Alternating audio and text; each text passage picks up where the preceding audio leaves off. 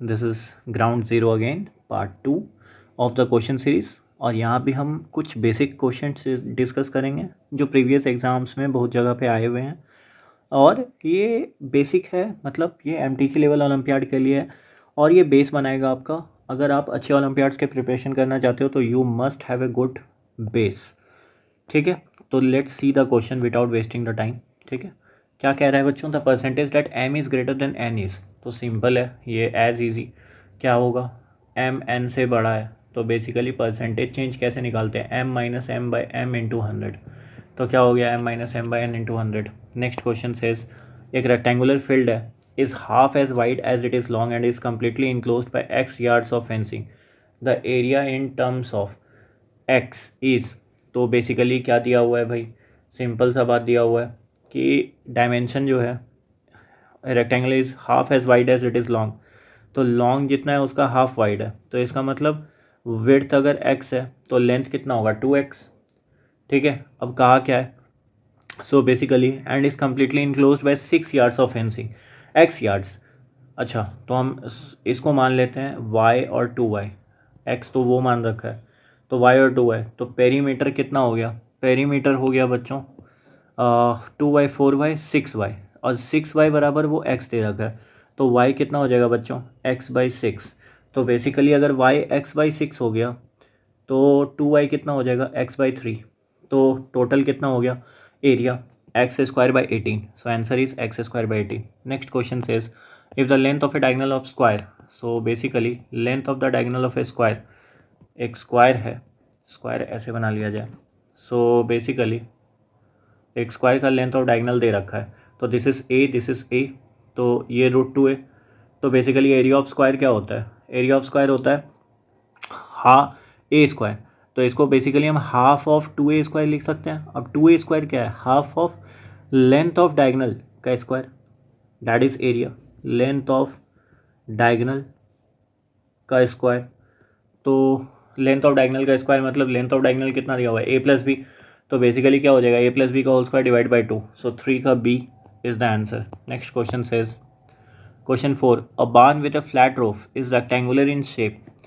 ठीक है, एक बार्न है, फ्लैट रूफ है, रेक्टेंगल है शेप में, 10 yard wide and 13 yard long and 5 yard high. मतलब कुछ ऐसा है, एक्चुअली ये क्यूबॉइड बनाया हुआ होगा। अब क्यूबॉइड बनाने में क्या कहा गया है फोर्थ में कि 10 यार्ड विड्थ है, 10 यार्ड और 13 यार्ड लॉन्ग है और 5 यार्ड हाइट है। ठीक है, तो it is to be painted inside and outside and on the ceiling but not on the roof और फ्लोर। ओके, रूफ और फ्लोर पे नहीं करना है, सीलिंग पे करना है। ठीक है, so the total number of square yard to be painted is. तो बेसिकली 10 और 5 वाले में और इधर 13 और 5 वाले में, ठीक है, दोनों जगह करना है। तो 13 5 में करना है और अंदर बाहर दोनों करना है। तो इसका मतलब क्या हो जाएगा, 13 इंटू 5 करना है तो बाहर भी करना है, तो basically twice of the value 13 into 5 into 2। ठीक है, और इधर कितना हो गया प्लस 10 इंटू 5 इंटू 2। ठीक है, 10 इंटू 5 इंटू 2 ये हो गया। क्यों ऐसा हुआ, क्योंकि अब मान लो 10 इंटू 5 ये वाला पोर्शन करेंगे तो अंदर बाहर दोनों करेंगे, और इधर भी करेंगे तो अंदर बाहर दोनों करेंगे। तो बेसिकली 4 फेस करना है, तो इसीलिए 2 इंटू 13 इंटू 5 इंटू 2, और इधर भी करना है तो 2 इंटू 10 इंटू 5 इंटू 2। ठीक है, अब लेकिन एक चीज़ और का है कि हमें सीलिंग भी करना पड़ेगा। तो सीलिंग करने के लिए बस एक ही जगह पे यूज़ करना है। तो सीलिंग का क्या हो जाएगा, 10 विड्थ और 13 विड्थ लॉन्ग, तो 10 इंटू 13 दैट इज़ 130, और ये टोटल हो गया। तो टोटल स्क्वायर यार्ड यही पेंट करना है। सो 10 50 100 100 plus 130 230 230 and 230 and 260 230 and 260। Basically this will be 5 to 10 130 260 260 and 260 and 4 200, तो 460 एंड 590। So answer is 590। ठीक है, मिस्टर ए ओन से होम। ठीक है, क्वेश्चन नंबर 5 से ओन से home he sells to mister B at a 10% profit. तो इसका मतलब बी के लिए कॉस्ट प्राइस क्या पड़ गया, कॉस्ट प्राइस कैसे निकालेंगे बच्चों, तो 10,000 प्लस 10%, 10% ऑफ 10,000 कितना होता है 1000। ठीक है, so that is equal to $1000। अब भाई बोला क्या, इसने इतना में बेच दिया तो कॉस्ट प्राइस कितना पड़ गया, 1000 प्लस 10,000 दैट इज़ $11,000। अब क्या बोला, he sells, mister B sells the house back to mister A at 10% loss.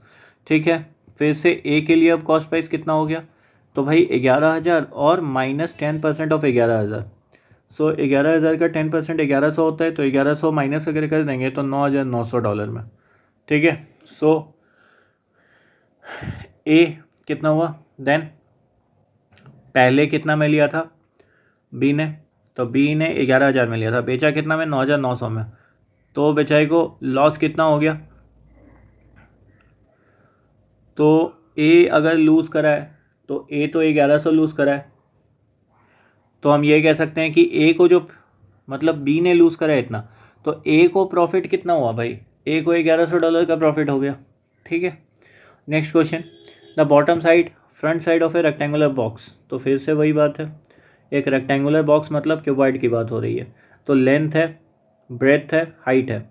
बोला क्या है, bottom side front side areas, मतलब एल बी पता है, बी एच पता है, एल एच पता है, प्रोडक्ट ऑफ दिस एरियाज, तो इसका मतलब क्या हो जाएगा, L square B square H square, product that is L B H का whole square that is volume का होल स्क्वायर, तो स्क्वायर ऑफ द वॉल्यूम हो जाएगा 6। Next question number 7 says an error of 0.02 is made in the measurement of 10 inch long while an error of 0.2 inch is made in a measurement of line 100 inch long।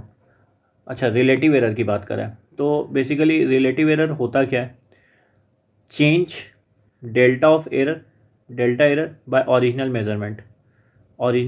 Measurement ये होता है। तो original measurement का मतलब क्या है, पहले तो पहला वाला के लिए कितना है, 0.02 इंच बाय 10 इंच, तो बेसिकली ये कितना हो गया, 2/1000। ठीक है, सो दिस इज़ 2/1000। ओके, और इसके लिए कितना हो गया, 0.2 inch by 100 inch that is 2/1000 again. So basically इसके लिए 2/1000 है और इसके लिए भी 2/1000 है, तो दोनों के लिए रिलेटिव एरर क्या रहा, सेम रहा। ठीक है, अब क्या कहे, the price of an article is cut 10%। तो पहले मान लेते हैं ना, प्राइस किसी का, प्राइस आर्टिकल का 100 था, ठीक, 10% कट किया, मतलब अब कितना हो गया, 10% ऑफ 100 कितना होता है, 10 रुपया, तो अब कितना हो गया, 90 रुपया। अब कह रहा है कि वापस इसको रीस्टोर कितना पे करना है, 100 रुपया पे। तो चेंज कितना करना पड़ेगा, 10 का चेंज हुआ है, किससे चेंज हुआ है, तो 90 से, तो बेसिकली 10 बाय कितना, 100/9%, दैट इज़ 11/9% इंक्रीज़ करना पड़ेगा। ठीक है, नेक्स्ट क्वेश्चन से इस बच्चों, an equilateral triangle is drawn with side length of A. ठीक है, ये ए है, this is A. A new equilateral triangle is formed by joining the mid points. Okay, इसके मिड पॉइंट्स को ज्वाइन करा है, तो मिड पॉइंट सारे को ज्वाइन कर देते हैं, और ये कितना हो गया बच्चों, इसका साइड लेंथ a/2 हो जाएगा। ठीक है, then the equilateral triangle is formed by joining the mid points of the sides of the second. Okay, तीसरा बार कैसे मिड पॉइंट ज्वाइन करें, इसका, इसका और इसका। ठीक है, तो ये कितना हो जाएगा बच्चों, a/4। अब बोला क्या है, and so on for the perimeters, तो पहला वाले का पेरीमीटर कितना है बच्चों, 3a, सेकेंड वाले का पेरीमीटर कितना होगा, 3a/2 that is 3/2a। Okay, और उसके बाद वाले का कितना होगा, a/4 that is 3a/4, and ये चलता रहेगा, this turns out to be infinite for ever. So 3a बाहर ले लो, कितना बचा, 1 + 1/2 + 1/4 till infinite. So basically this is a GP और ऑफ इन्फाइनाइट टर्म्स। ठीक है, तो यहाँ पे क्या है, मॉड ऑफ r <1 है, तो बेसिकली s इन्फिनिटी कितना होता है, a/1 - r, where a is the first term 1 है, बाय 1 - r मतलब डैट इज़ 1 - 1/2। तो ये कितना हो जाएगा, दिस इम्प्लाइज 3 × 2 दैट इज़ 6 है, तो आंसर इज 6 है। Next question says, question number 10, of the following statement that the one that is incorrect is doubling the base of A, तो एरिया ऑफ रेक्टेंगल कितना होता है, L × B। भाई base को double करोगे तो एरिया डबल होगा, करेक्ट है। एल्टीट्यूड ऑफ ए ट्रायंगल, तो half into base into height, बिल्कुल अगर डबल करोगे तो डबल होगा, ये भी ट्रू है। Doubling the radius doubles the area, अब देखो यहाँ पे एरिया तो πr² है, स्क्वायर पे है, तो अगर इसको 2r करोगे तो 4πr² हो जाएगा। सो a', तो ये तो 4 गुना बढ़ गया, तो ये गलत है, बाकी सारे सही होंगे। नेक्स्ट क्या बोल रहे हैं, the limit of the sum of infinite number of terms in a geometric series is a by 1 minus r। ठीक है, the limit of the sum of the squares, मतलब 11 नंबर की बात ऐसी चल रही है कि a plus A R plus A R square plus ये चलता रहा इन्फिनिटी तक, जहाँ की mod of R less than 1 था। तो इसका समेशन ऑफ इन्फिनिटी क्या हुआ, a by 1 minus r हुआ। ठीक है, अच्छा, the limit of the sum of the squares, तो सम ऑफ द स्क्वायर्स मतलब कितना हो जाएगा, अब एस डैश ए स्क्वायर होगा, ए स्क्वायर आर स्क्वायर होगा, A square R to the power 4 होगा, और ये चलता रहा इन्फिनिटी तक। ठीक है, तो एस डैश कितना हो जाएगा बच्चों, फर्स्ट टर्म फिर से क्या है, ए स्क्वायर बाय, अब इधर कितना हो जाएगा 1 माइनस आर स्क्वायर, और यही आंसर हो जाएगा। So for C number the answer is मतलब for 11 the answer is C. 12 नंबर क्या कह रहा है बच्चों, at 2:15 o'clock the hour and minutes hand of a clock form an angle of. ठीक है, 2 बज रहे हैं, 2:15। तो 2:15 का मतलब क्या है, ये 12 है, this is somewhere 1, this is somewhere 2 and this is somewhere 3। तो 2:15 मतलब ये तो बेसिकली यहाँ पे है 15 पे, और ये कहाँ पे है। ठीक है, तो हम ये देख रहे हैं कि आवर हैंड कितना घूमा होगा इतने देर में, और 90 से माइनस कर लेंगे क्योंकि मिनट हैंड तो 90 डिग्री बना रहा है, आवर हैंड कितना बना रहा होगा। तो आवर हैंड बेसिकली 24 घंटे में 360 डिग्री घूमता है। ठीक है, क्या बोल रहा हूँ मैं अभी, 12 घंटे में 360 डिग्री घूमता है। तो 1 घंटे में कितना घूमेगा बच्चों, 30 डिग्री। अब घूमा कितना है, 2 घंटा 15 मिनट। ठीक है, 2 घंटा 15 मिनट, तो बेसिकली कितना एंगल बना रहा होगा, 2 hour 15 minute. So that is equal to 30 into 2 plus 15 minute के लिए कितना हो जाएगा, 1/4 इंटू 30 डिग्री। क्यों, 1 घंटा तो 15 मिनट कितना, 1/4, सो बेसिकली 67.5 डिग्री। तो बेसिकली हमको चाहिए क्या, हमको चाहिए ये येलो वाला एंगल, तो 90 माइनस 67.5 कह सकते हैं, तो that is 22.5 degree, 22.5 degree. So answer is 22.5 degree. Next question says 13, A can do a piece of work in 9 days। Okay, A कितने देरी में काम करता है, 9 दिन में। ठीक है, 9 दिन में क्या करता है भाई, एक काम करता है। तो बेसिकली एक दिन में कितना काम किया होगा, 1/9 work. B is 50% more efficient, इसका मतलब बी का एक दिन का काम कितना होगा, 50% ज़्यादा है। तो इसका मतलब 3/2 ऑफ 1/9, दैट इज़ 1/6 वर्क कर लेता है। तो बेसिकली बी को काम करने में कितना दिन लगेगा, तो 6 दिन लगेगा पूरा काम करने में 1 वर्क। तो आंसर कितना हो गया, 6। Next question, in connection with proof in geometry indicate which one of the following statement is correct. ठीक है, क्या इनकरेक्ट है ये बताना है। ठीक है, क्या कह रहा है, some terms are accepted without being proved, true है। In some instances there is more than one correct order in proving certain propositions, बिल्कुल ट्रू है। सी, एवरी टर्म, ठीक है, हर टर्म प्रूफ में जो यूज़ होता है हैव बीन डिफाइंड प्रीवियसली, ये ज़रूरी नहीं है। Every terms use in the proof must have been defined previously, it is not necessary. ठीक है, कुछ ऐसे भी टर्म्स होते हैं जो कि अनडिफाइंड हो जाते हैं। ठीक है, there are some terms which are undefined and still used in a proof. ठीक है, D, it is not possible to arrive at, नहीं, ये सही है, ये भी सही है। ठीक है, so C is the correct answer. Next 15 says the largest number by which the expression n cube minus n is divisible by all integral values. अच्छा, लार्जेस्ट पूछ रहा है, तो बेसिकली हम क्या लिख सकते हैं, n क्यूब माइनस n को हम लिख सकते हैं n-1 into n plus 1।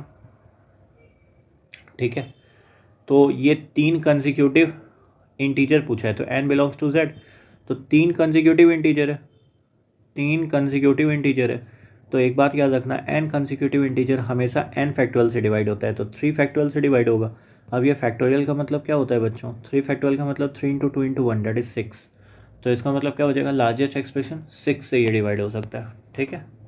Next question says if in applying the quadratic formula X square plus B X plus C equal to 0 it happens that C is equal to B square by 4a।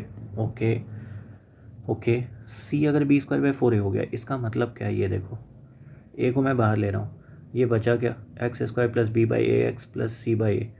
Shridhar आचार्यस अगर याद है तो इस case में हम क्या लिख सकते हैं, बेसिकली ए को तो छोड़ दो, अंदर क्या लिखाएगा, इसको स्क्वायर फॉर्म करा दो, तो x plus B by 2a का होल स्क्वायर ये बच गया।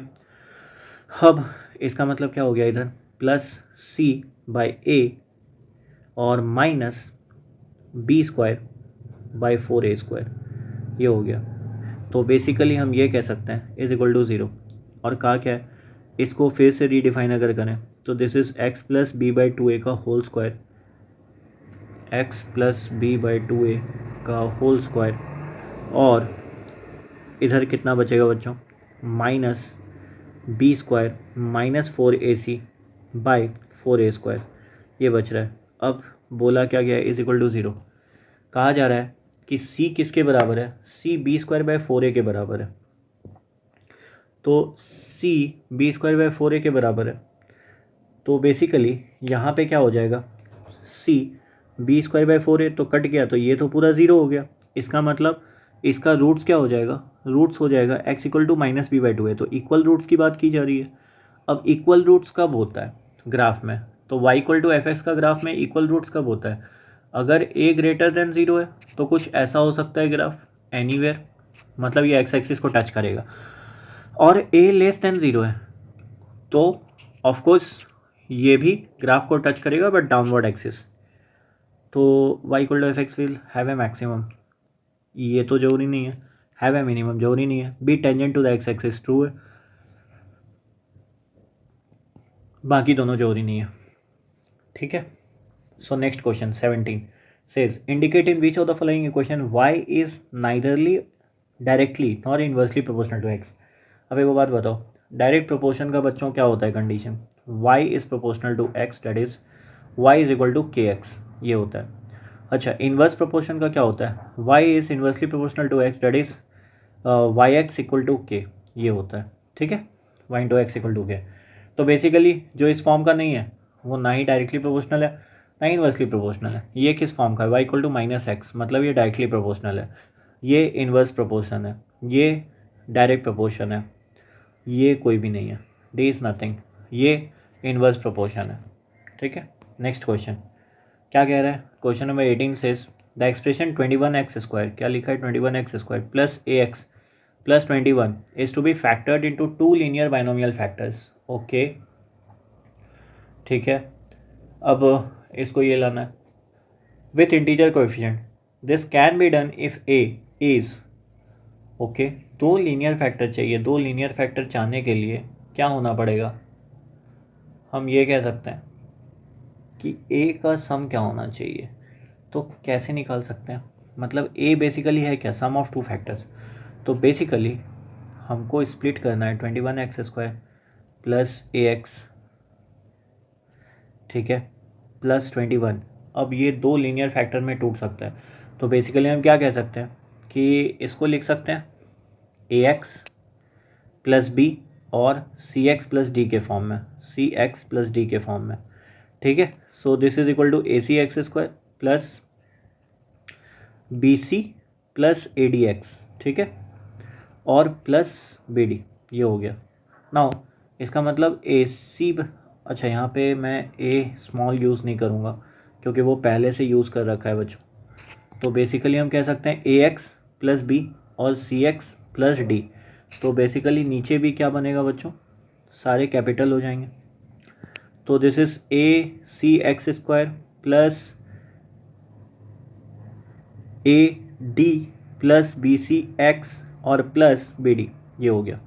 नाउ अगर ऐसा हो गया so basically what will say ac is equal to 21, फिर क्या कहेंगे ad plus bc is equal to a and bd is equal to what 21, ठीक है। अब हमें क्या चाहिए, हमें तो बस ये चाहिए कि 21 तो ऑड है, 21 के सारे फैक्टर्स क्या होंगे, ऑड होंगे, ठीक है। सो इसका मतलब हम क्या बोलेंगे, ए भी ऑड है, A and C both are odd, both are odd. क्यों भाई, इसने कहा है linear prime factors, linear prime binomial factors. तो ए सी 21 है, तो इसका प्राइम बाइनोमियल फैक्टर्स क्या क्या हो सकता है भाई, 3 7, ठीक है, 3 7, तो बेसिकली या तो ए सी दोनों ही ऑड है। अच्छा, बी डी भी 21 है, तो B and D both are odd, both odd. अब एक बात समझो, दो ऑड प्रोडक्ट है, मतलब ए और डी दो ऑड नंबर, तो बेसिकली ये भी ऑड होगा और प्लस ये भी ऑड होगा, तो दोनों का सम क्या हो जाएगा, डैट विल बी इवन। तो A must be, this can be done if A is any even number. So basically sum of two odd numbers क्या होगा, इवन, तो आंसर क्या हो जाएगा, sum even number. Next question says, question number 9, a 6 place number is formed, मतलब एक 6 digit place number is formed by repeating a 3 place number. For example, 256, 256, 600, any number of this form is always exactly divisible by, ठीक है। तो exactly divisible किससे हो सकता है, exactly divisible के लिए कंडीशन क्या होगा, तो हमें लिख के दिया है 256, 256। तो बेसिकली ये फॉर्म कैसा है, तो फॉर्म हम ऐसा कह सकते हैं कि जैसे 256 को अगर हम p मान लें, तो ये लिखा गया है p, हाँ बेसिकली देखो ऐसा अगर सोचा जाए कि 256 256 है, एक तो हम ये कह सकते हैं भाई कि इसके ऑड डिजिट और इवन डिजिट का डिफरेंस हमेशा 0 होगा, ठीक है। क्यों ऐसा, तो 26 नहीं, ये भी नहीं कहा जा सकता है, तो कैसे चेक करेंगे, क्योंकि नंबर रिपीटेशन है बच्चों, तो हम एक चीज़ तो ये कह सकते हैं कि अगर एक नंबर पूरा सेट ए है तो दूसरा सेट भी ए होगा, लेकिन अगर इसको लिखना है तो कैसे लिखेंगे, ए को 10 क्यूब के साथ मल्टीप्लाई करेंगे और प्लस ए लिखेंगे, ठीक है। सो ए इंटू 10 क्यूब प्लस ए, बेसिकली तो ए अगर बाहर निकालिए तो ये कितना होगा 1001 इंटू ए, तो इसका मतलब ये तो कह सकते हैं कि 1001 से तो हाँ डिवाइड हो सकता है, ठीक है। वेयर ए क्या है, वही ब्लॉक जो रिपीट हो रहा है, so this is divisible bye 1001। Next question, simplify करना है, तो this is 1/x plus Y, और इधर क्या हो गया भाई 1/x प्लस 1/y, तो basically this is equal to x plus Y, X plus Y तो कट जाएगा, बचेगा क्या 1/x plus Y, and that is equal to x inverse y inverse, answer is C. Next question says x greater than 0 है और y greater than 0 है, ठीक है, और x ग्रेटर देन y है, तो the inequality which is not always correct. अब x greater then y है तो सम ऐड करेंगे तो ग्रेटर होगा ही, सब्ट्रैक्ट भी करेंगे तो भी होगा ना। ये तो जेड स्क्वायर नॉन नेगेटिव है, ठीक है, जेड स्क्वायर नॉन नेगेटिव मतलब जेड स्क्वायर पॉजिटिव है, तो ये भी ट्रू है, ये भी ट्रू है, दिस इज रॉन्ग। क्यों, if Z is negative, if Z is negative तो इनइक्वालिटी का साइन ऐसे भी हो सकता है, ठीक है। चलो इस केस में क्या हो जाएगा, Z less than 0, done. Next question says 22 the values of A in the equation, ठीक है। तो बेसिकली लॉग क्या लिखा है, log of A square minus 15a, ये लिखा हुआ है to the base 10 is equal to 2, तो ए स्क्वायर माइनस 15a कितना हो गया, डैट इज इक्वल टू 10 का स्क्वायर 100। लॉग का मतलब तो यही होता है बच्चों, this implies A square minus 15a minus 100 is equal to 0, तो ए कितना हो जाएगा minus B, 15 plus minus B का स्क्वायर, बी का स्क्वायर कितना है 225 और plus 400 divided by 2a that is 2, तो 625 मतलब 15 plus minus 25 divided by 2 that is equal to कितना हो गया 40/2, 20 और -5, तो आंसर क्या क्या हो जाएगा 20 और -5। Next question says the radius of a cylinder is 8 inches, ठीक है, एक सिलेंडर बॉक्स है, उसमें क्या कहा गया कि रेडियस जो दिया हुआ है वो 8 इंच का है, ठीक, हाइट कितना दे रखा है 3 इंच का, okay. The number of inches that may be added to either the radius or the height to give the same non-zero increase in volume, ठीक है।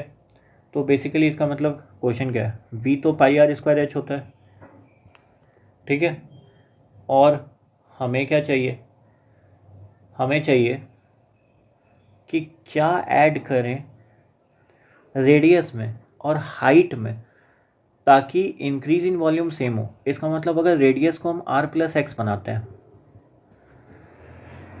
ठीक है, सो बेसिकली तो इस केस में क्या हो जाएगा, पाई r प्लस एक्स का होल स्क्वायर इंटू एच। अच्छा, अगर हम द नंबर ऑफ इंचेस, तो दोनों में सेम इंच हाइट ऐड कर सकते हैं, तो हाइट में भी हम h प्लस एक्स कर सकते हैं। तो इसके लिए वॉल्यूम क्या हो जाएगा, ये v डैश बोल रहे हैं, v डबल डैश क्या हो जाएगा, pi R square into H plus X. According to question क्या कहा है वो कि भैया v डैश और v डबल डैश सेम होना चाहिए। तो सेम होने के लिए कंडीशन क्या है, तो pi R square into H plus X L B equal to pi into R plus X का होल स्क्वायर इंटू एच। तो पाई पाई गेट्स कैंसल्ड, तो बेसिकली बच क्या रहा है भाई, एक्स कितना हो जाएगा, R square H plus R square X is equal to R square H plus X square H plus 2rx H. ठीक है, ये तो कैंसिल हो गया। तो बेसिकली हमको चाहिए क्या, हमें तो x चाहिए, सो x तो बाहर ले लिए, अब बचा क्या, R square plus X H minus, sorry R square plus इधर जाएगा तो माइनस हो जाएगा, so minus X H minus 2rh that is equal to 0। तो इसका मतलब हम क्या कह सकते हैं, x का वैल्यू, x तो नॉन जीरो है, तो x तो ये तो नहीं होगा, तो R square minus 2rh divided by h is equal to what, is equal to x। So this the answer, R square minus 2rh divided by h। अब r कितना था, रेडियस तो 8 इंच थी, और ये तो 8 minus 64, 2 into 3 into H that is 8 divided by height कितना था 3, सो 3 कितना हो गया 8 या 32 64। So basically answer will be what, answer हो जाएगा तुम्हारा कितना, r 8 है, तो r 8 है तो 64 हुआ, और इधर कितना है 2rh, तो 2 इंटू 8 इंटू 3 सही है, 24 48, 64 माइनस 48 दैट इज 16/3। सो 16/3 मतलब 5 होल 1/3 इंचेस। तो टू कीप द सेम, हाँ, तो number of inches 5 whole 1/3। Next question, now this 23 is a tricky question, और MTG में अगर अच्छे लेवल के क्वेश्चंस बोलो तो this can be one of the good questions. ठीक है, next 24 says 2 to power n plus 4 minus 1 simplified as. तो ठीक है, इसको सिंप्लीफिकेशन करना है, तो 2 to power n into n plus 4 है ना, minus 2 to power n plus 1 है ना, नीचे कितना है बच्चों 2 into 2 to power n plus 3, तो बेसिकली 2 टू पावर 1, तो 2 टू पावर n प्लस 4 है, तो बेसिकली ये कितना लिखा है 2 टू पावर n प्लस 4, तो हटा दो, ये तो 1 हो गया, minus 2 to power n plus 1 by 2 to power n plus 4। तो इसके लिए हम क्या करेंगे, इसको ऊपर लेके जाएंगे, n कट जाएगा, तो माइनस 2 टू पावर माइनस 1/3 बचेगा, तो 1/2 टू पावर 3 डैट इज 7/8। तो आंसर कितना हो गया 7/8। नेक्स्ट क्वेश्चन 25 क्या कह रहा है, the apothem of A square having its area numerically equal to its perimeter is compared with the apothem of a equilateral triangle having its area numerically equal to its perimeter, the first apothem will be. मतलब क्या कह रहा है, what is apothegm, apothegm का मतलब क्या है, तो सिंपल सी बात है बतलो, हाँ बच्चों, एपोथेम का मतलब, apothem is basically what, a line from centre of any regular polygon, कोई भी रेगुलर पॉलीगन उठा लो, ठीक है, regular polygon at right angles, कहाँ, at right angles, right angles to any of sides, to any of the sides. मतलब समझाता हूँ, इसका मतलब बेसिकली ये कह रहा है कि एक स्क्वायर है, इसका सेंटर ये मान लो, ठीक है, सेंटर मानने के बाद कहा क्या है, ये एपोथेम है, ठीक है। अब कोई इक्विलेटरल ट्रायंगल है, इक्विलेटरल ट्रायंगल का सेंटर मतलब सेंट्रॉइड मान लो, ठीक है। अब सेंट्रॉइड मानने के बाद क्या होगा, सो डैट इज, और किसकी इसमें इक्विलेटरल ट्रायंगल में हमें पता है centroid, incentre, orthocentre, circumcentre सब सेम होते हैं, ठीक है। तो बेसिकली एपोथेम क्या कह रहा है, एपोथेम ये कह रहा है ये, तो यहाँ पे देखा जाता है एपोथेम ऑफ ए स्क्वायर, तो स्क्वायर का साइड मान लो S1 मानते हैं, ठीक, और इसको A1 मानते हैं, ठीक। तो इसका मतलब क्या कहा जा रहा है कि area of A square having the apothem of A square having its area numerically equal to its perimeter, ठीक है। तो apothem of A square having its area,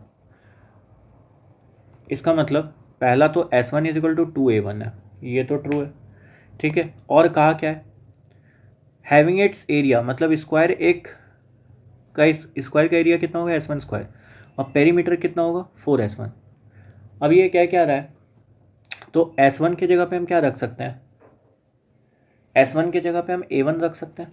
तो basically 4A1 square is equal to 4, S1 की जगह 2A1 है, तो यहाँ से कितना हो गया, A1 तो नॉन जीरो है, तो बेसिकली हम कह सकते हैं A1 minus 2 is equal to 0, तो A1 तो नॉन जीरो है, तो A1 कितना हुआ बच्चों 2, ट्रू।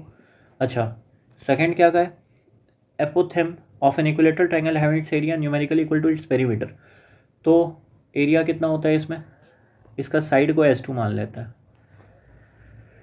सो √3/4 S2 का square is equal to 3S2, ये कहा गया, S2 बाहर निकाल लें तो √3/4 S2 माइनस 3 ये हो गया, and that is equal to 0। तो S2 तो 0 हो नहीं सकता, तो √3/4 S2 इज इक्वल टू 3 होगा, तो S2 कितना हो गया 12/√3। अच्छा अब एक बात है, S2 का रिलेशन A2 के साथ क्या होना चाहिए, A2 को हम एपोथेम मान रहे हैं, तो बेसिकली हाइट इक्विलेटरल ट्रायंगल का कितना होता है √3/2 S2, और ये वाला जो पोर्शन है क्योंकि मीडियन है, मीडियन 2:1 के रेशियो में काटता है, तो ये वाला पार्ट तो 1/3 होगा, तो बेसिकली 1/3 अगर है तो इसका मतलब A2 इज इक्वल टू कितना हो गया, A2 is equal to S2/2√3, सही है। अब S2 इसका मतलब 2√3 A2 is equal to S2 था, तो डैट इज़ 12/√3, तो यहाँ से 2 तो कट गया, ठीक है, 2 से कितना कटा 6, तो A2 कितना आ गया 6/3 डैट इज इक्वल टू 2। तो बेसिकली अब कंपैरिजन किसका करना है, the first apothem will be equal to the second, दोनों बराबर है। Now this is again a very nice question 25। आपको एपोथेम का मतलब समझ में आना चाहिए बच्चों, एक लाइन जो कि किसी रेगुलर पॉलीगन से सेंटर पे किसी भी साइड का हो, मतलब मान लो ये हेक्सागन है, ठीक है, सो इन दिस हेक्सागन इसका सेंटर यहाँ है, तो एपोथेम का मतलब क्या होगा, एपोथेम का मतलब किसी भी साइड के लिए ये परपेंडिकुलर, दैट इज एपोथेम, ये एपोथेम है, ठीक है। Next question says, question number 27 क्या कह रहा है बच्चों, through a point inside a triangle, ठीक है, 3 lines are drawn from the vertices to the opposite side forming 6 triangular sections, ठीक है, ओके। सो कोई भी पॉइंट से 3 लाइन ड्रॉ किया गया from the vertices to the opposite sides forming 6 triangular sections, then मतलब क्वेश्चन ये कह रहा है कि कोई भी एक ट्रायंगल था ABC, कोई रैंडम ट्रायंगल है और एक पॉइंट है O, ठीक है, 3 लाइन ड्रॉ किया गया वर्टिसेस से to the opposite sides forming 6 triangular sections, ठीक है, मतलब कुछ ऐसा ऐसा है, ये और ये कहीं भी है, तो 6 गो तो 6 गो ट्रायंगल सेक्शन बन गया। अब कहा क्या है, बोल रहा है the triangles are similar in opposite pairs. अब O कोई भी रैंडम पॉइंट है, ठीक है, सो अगर O कोई भी रैंडम पॉइंट है तो इतना तो हम कह ही सकते हैं, triangle similar 3 similar quadrilaterals are formed, इसका मतलब ये कह रहा है कि ये क्वाड्रिलेटरल और ये क्वाड्रिलेटरल, ये ना सिमिलैरिटी आ सकती है ना सिमिलैरिटी अपोजिट पेयर्स की आ सकती है। क्यों? मुझे कोई एंगल्स पता ही नहीं है, सिर्फ एक एंगल पता है कि ये वर्टिकली अपोजिट है, बट प्रूफ करने के लिए तो मिनिमम 2 एंगल्स की रिक्वायरमेंट है, सो आई कांट से। अब जब सिमिलर है ही नहीं तो इसका मतलब कॉन्ग्रुएंट तो हो ही नहीं सकता, ठीक है। अब the triangles are equal in area in opposite pairs, ना जरूरी नहीं है। क्यों जरूरी नहीं है? मान लो मैं यहाँ पे ले आया ओ को, तो आप लोग खुद देख सकते हो कि इस केस में कोई भी अपोजिट पेयर उठा लो, इक्वल एरिया तो हो ही नहीं सकता, so not possible. C is also not possible, तो none of the above relations are true, that is possible. The pressure P of a wind on a sail varies jointly as the area of the sail and the square of the velocity। मतलब P जो है वो कुछ equal to K into A V square है, जहाँ K constant है, K equal to constant. अब कहा क्या गया है? Pressure on a square foot, मतलब एरिया कितना दिया हुआ है? 1 स्क्वायर फुट, और प्रेशर कितना बोला है? 1 पाउंड, ठीक है। वेलोसिटी कितना है? 16 माइल्स पर आवर, 16 mph, ठीक है। तो यहाँ से K कितना निकलेगा? P by A into V square. P कितना है? 1, A कितना है? 1, V स्क्वायर कितना है? 16 का स्क्वायर, तो K निकल गया। अच्छा, अब सेकेंड पार्ट में क्या बोला गया है? The velocity of the wind when the pressure on a square yard, तो एरिया कितना दिया है? 1 स्क्वायर यार्ड, ठीक है, और प्रेशर कितना है उस पर? 36 पाउंड। अब ये सोचो बच्चों कि यार्ड बड़ा है या फिट बड़ा है, तो एक फिट में बेसिकली 3 यार्ड होते हैं, ठीक है। तो इसका मतलब क्या हो गया? 1 स्क्वायर फिट में 9 स्क्वायर यार्ड होंगे। अब बोला क्या? 1 स्क्वायर यार्ड का प्रेशर इतना है, तो बेसिकली अगर अब हम कंपैरिजन के तो हम स्क्वायर फिट में किए थे, तो 1 स्क्वायर फिट मतलब 9 स्क्वायर यार्ड है। अब यहाँ पे 1 स्क्वायर यार्ड की बात करी गई है, तो 1 स्क्वायर यार्ड पे प्रेशर कितना है? 36 पाउंड, ये बोल रहे हैं। तो 1 स्क्वायर यार्ड का मतलब क्या है? That is 1 by 9 square feet. 1 by 9 square foot पे कितना है प्रेशर? 36 पाउंड। तो 1 स्क्वायर फुट पे कितना होगा? 36 इंटू 9 पाउंड। तो कंपैरिजन अब कर सकते हैं फिर से, P इज इक्वल टू के इंटू ए वी स्क्वायर, ये तो बेसिकली प्रेशर कितना है? 36 इंटू 9, किसके लिए? के 1 बाय 1 इंटू 16 स्क्वायर है। अच्छा, एरिया कितना होगा? एरिया कितना दे रखा है? एरिया तो 1 स्क्वायर यार्ड है, और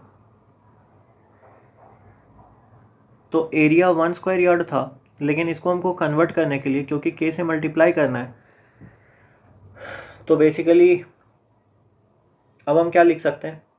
यहाँ पे 9 से मल्टीप्लाई हो गया तो ये 1 स्क्वायर फुट हो गया, v का स्क्वायर नहीं पता, तो v कितना हो जाएगा? So basically v will be equal to 6 into 3 into यहाँ से कितना आ गया? 16, that is 96 into 3, that is 96 into 3, 96 into 3 कितना हो जाएगा? 278, तो 278 miles per hour, that is 278 miles per hour. D is the answer. Next question, question 29. On the following, the only one data that does not determine the shape of the triangle is. So, shape of the triangle कौन determine नहीं करता? The ratio of two sides and the included angle.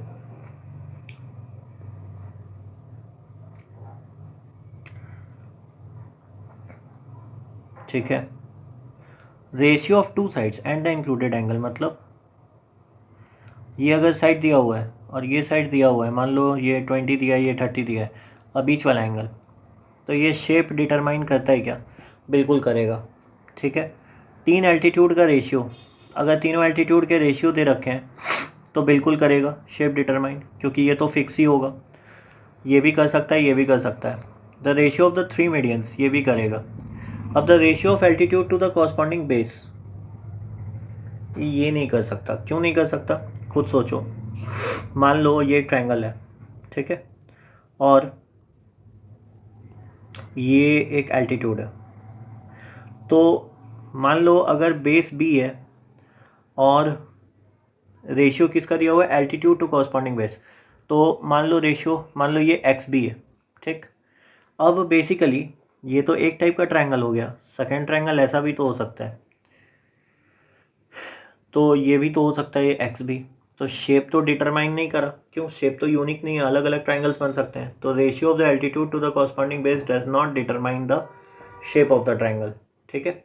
Next question 30 says, क्या कह रहा है कि if the two poles 20 inch and 80 inch high, ठीक है, एक 20 इंच है एक 80 इंच है, और 100 इंच अपार्ट, ठीक है।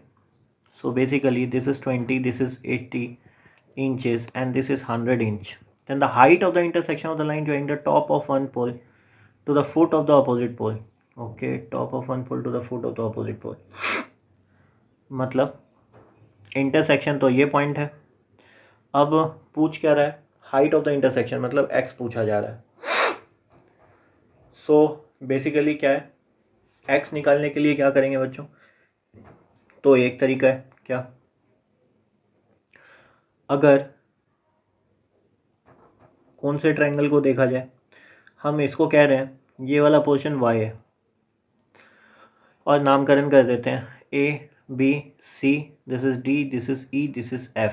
मैं कह रहा हूँ triangle E F B is similar to triangle D A B.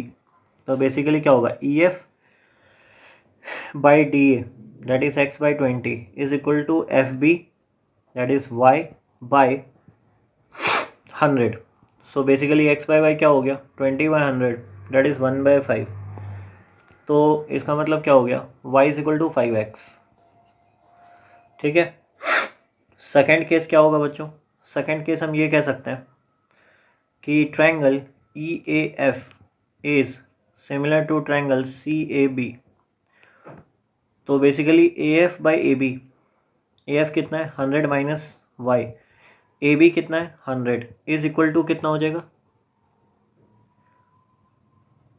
A F by A B is equal to E F by C B. So where is E F X, this is 80, done.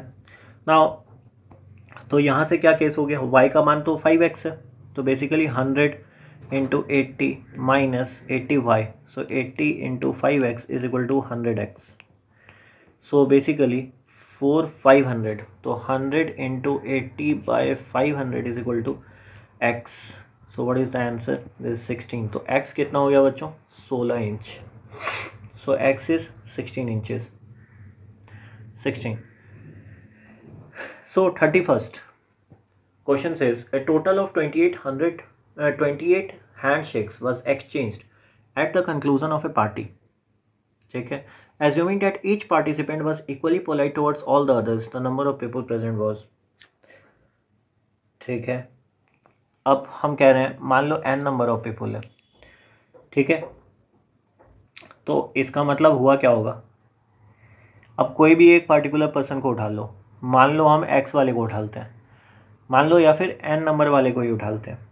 तो इसका मतलब क्या है कि मान लो n नहीं, suppose ऐसा है, मान लो मैं नाम कर देता हूँ A B C और D। तो मान लो A है तो वो किसके किसके साथ हैंडशेक करेगा, B C D के साथ, ठीक है। और B किसके साथ करेगा, C और D के साथ। A के साथ तो पहले कर चुका है, C किसके साथ करेगा, D के साथ। तो बेसिकली ये कहना चाह रहे हैं, अगर हम ऐसा सोचें कि A भी n-1 नंबर ऑफ पीपल के साथ करता है, तो 3 लोगों के साथ, B भी करता है 3 के साथ, C भी करता है 3 के साथ, और D भी करता है 3 के साथ। लेकिन इसमें तो रिपीटेशन हो रहा है केस का, तो कितना रिपीटेशन हो रहा है, तो 2 बार रिपीटेशन हो रहा है। क्यों, A का B के साथ और B का A के साथ हैंडशेक को सेम काउंट किया जाएगा। तो बेसिकली अगर n नंबर ऑफ पार्टिसिपेंट है तो n-1 नंबर ऑफ हैंडशेक्स होने चाहिए थे, लेकिन उसमें रिपीटेशन वाले केस को हटा दिया, तो n इंटू n-1/2, ठीक है। And that shall be equal to 28। So basically कितना हो गया बच्चों, n square minus n minus 56 equal to 0। So n square minus 8n plus 7n minus 56 equal to 0। So n is equal to 8, n आ गया 8, ठीक है। सो n का number 8 है। अच्छा, बाकी जो बच्चे हैं जिनको थोड़ा सा परमुटेशन कॉम्बिनेशन आता है उनके लिए तो सिंपल सी बात है, n नंबर ऑफ पीपल है, हैंडशेक 2 लोगों के बीच में होना है, तो इसका मतलब n में से 2 लोग चूज़ करने हैं और वो दिया हुआ है 28। और NC2 का मतलब क्या होता है, n -1/2 that is equal to 28। So answer is done. Next question 32 says, क्या कह रहा है, इफ अ ट्रायंगल, ठीक है, ABC is inscribed in a semicircle whose diameter is AB। okay, मतलब this is the way triangle ABC is inscribed, diameter AB है और ये ऐसे inscribe है, ठीक है। ओके, सो AC प्लस BC, ये AC है, अब 90 डिग्री तो होगा ही होगा, तो क्या कह रहे हैं, AC plus BC must be equal to AB। ये तो ट्रू नहीं है, ये तो ट्रू नहीं है, इज इक्वल टू AB√2। तो AB√2 कब हो सकता है, तो बेसिकली मैक्सिमम केस देखते हैं, मैक्सिमम केस कब होगा, मैक्सिमम पेरीमीटर तब होगा जब ये triangle isosceles right angle triangle बन जाए। इसका मतलब क्या है, ये x है, ये x है, ठीक है। सो अगर ये दोनों x हो गया तो AB के साथ इसका क्या रिलेशन होगा, सो AB विल बी √2x, क्यों, x² plus x² 2x², so this will be √2x। तो बेसिकली हम ये कह सकते हैं कि AC प्लस BC का मैक्स वैल्यू तब हो सकता है जो कि √2AB के बराबर होगा। तो इसका मतलब AC प्लस BC हमेशा इससे कम ही होंगे, सो मैं कह सकता हूँ less than equal to √2AB। ठीक, 33 says the roots of the equation x² - 2x can be obtained graphically by finding the abscissa of the point of intersection of each of the following pair of equation except the pair। ठीक है, तो basically x² - 2x है, तो ये 0, इसका मतलब x² equal to 2x है, ठीक है। तो x² इक्वल टू 2x, इसका मतलब एक बार y इक्वल टू x² का ग्राफ बनाओ और y is equal to 2x का ग्राफ बनाओ तो इंटरसेक्शन पॉइंट मिलेगा, तो ए तो ट्रू है। अच्छा, एक बार ऐसे भी कह सकते हो बच्चों, y is equal to x² - 2x का ग्राफ बना लो और y इज इक्वल टू 0 का ग्राफ बना लो, ठीक है, तो ये भी ट्रू है। अच्छा, अब दोनों में ऐड कर सकते हैं आप 1, तो इससे तो कोई फ़र्क नहीं पड़ेगा चेंजेस, तो 0 के साथ 0 + 1 ऐड हो गया तो y इज इक्वल टू 1, तो इससे भी ग्राफ बन जाएगा। अब ई के केस में क्या होगा कि x² में 1 घटा दो तो y में भी सेम चीज़ करना पड़ेगा, कहाँ है, x² में 1 घटाया तो इसमें भी 1 घटा दूँ, ग्राफ तो चेंज नहीं होगा बेसिकली, ठीक है, पॉइंट शिफ्ट होंगे लेकिन इंटरसेक्शन पॉइंट वैल्यू सेम रहेगा, क्यों, दोनों ग्राफ में मैं सेम चेंजेस ला रहा हूँ। So basically this can be also there, but ये नहीं हो सकता, इसका इंटरसेक्शन पॉइंट कभी भी नहीं देगा क्योंकि ये लीनियर है और ये भी लीनियर है, जबकि एक ग्राफ क्वाड्रेटिक होगा ही होगा, ठीक है। Question number 34 very easy, a⁴ log x to the base है, ये हमेशा a होता है। अब कैसे, तो सिंपल सी बात है, log x to the base a को t मान लेते हैं, तो a⁴t x हुआ। अब a⁴t का मतलब क्या है, log x to the base है, ठीक है। सो बेसिकली यहाँ से क्या निकल गया, x, so this will be not a, this will be x। तो बेसिकली यहाँ पे आंसर क्या हो जाएगा, 7 इज द आंसर, ठीक है। नेक्स्ट क्वेश्चन 35 सेज, क्या है, 35 में कह रहा है a⁴x equal to c⁴q is equal to b है और c⁴y is equal to a⁴z is equal to d है, ठीक है। सो बेसिकली हम कंपैरिजन कैसे कर सकते हैं, यहाँ पे हम ये कह सकते हैं कि c⁴q is equal to a⁴x है, ठीक है। सो बेसिकली यहाँ से c क्या मिलेगा, c⁴q is equal to a⁴x, so basically c is equal to a⁴x/q, ये मिल गया इक्वेशन 1। अब इस पे पुट कर देते हैं, सो यहाँ पे क्या हो जाएगा, c⁴y, so that is c के जगह पे ax/q और y is equal to a⁴z and that is equal to d। तो यहाँ से क्या हुआ कि X Y by Q shall be equal to Z, base same है, कंपेयर कर सकते हैं। तो इसका मतलब क्या हुआ, एक्स वाई बराबर कितना हो गया बच्चों, Q Z. So X Y is equal to Q Z, that is the answer. क्यों, रिलेशन किसके बीच में पूछा था, एक्स वाई और क्यू जेड के बीच में। Next question is 36, which of the following methods of proving a geometric figure in locus is not correct. ठीक है, सो बेसिकली लोकस होता क्या है, तो लोकस का मतलब है locus is a geometric curve that satisfies A given set of conditions. ठीक है, तो इसका मतलब क्या होता है कि अगर हमको लोकस प्रूफ करना है तो सारे प्रॉपर पॉइंट्स लेने होंगे हमें, all proper points, and exclude improper points, exclude improper points, ये तो करने ही होंगे। ठीक है, सो बी में क्या है, every point not satisfying the condition is not on the locus, every point of the locus does satisfy the condition. अच्छा, पहला देखते हैं क्या कह रहा है, every point on the locus satisfies the condition and every point not on the locus does not से, ये तो ट्रू है। Every point not satisfying the condition is not on the locus and every point on the locus does satisfy the condition। पहले तो हमें proper points देखने हैं और एक्सक्लूड करने हैं इम्प्रॉपर पॉइंट्स। बी को फिर से देखा जाएगा। सी क्या कह रहा है, every point satisfying the condition on the locus है, every point on the locus ना, कुछ ऐसे पॉइंट्स जो सेटिस्फाई नहीं करेंगे कंडीशन को, वो भी देखना है। Every point not on the locus does not satisfy the condition and every point not satisfying the condition is not on the locus. No, every point satisfying the condition is on the locus and every point not satisfying the condition is not on the locus।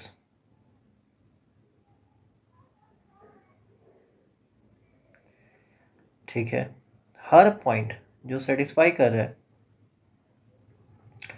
कह रहा है कि कौन सा correct नहीं है, तो इसका मतलब ए तो करेक्ट है और एक्चुअली बी सी भी तो करेक्ट हो जाएगा, तो ये ऑप्शन तो नहीं होगा, मतलब नहीं करेक्ट कह रहा है, तो सी तो करेक्ट है, डी भी करेक्ट है, सेटिस्फाइंग एवरी पॉइंट नॉट, ये भी ई भी करेक्ट है। अब बी का क्या कह रहे हैं, every point not satisfying the condition is not on the locus, और क्या कह रहे हैं, हर पॉइंट लोकस पे सेटिस्फाई कर रहा है कंडीशन।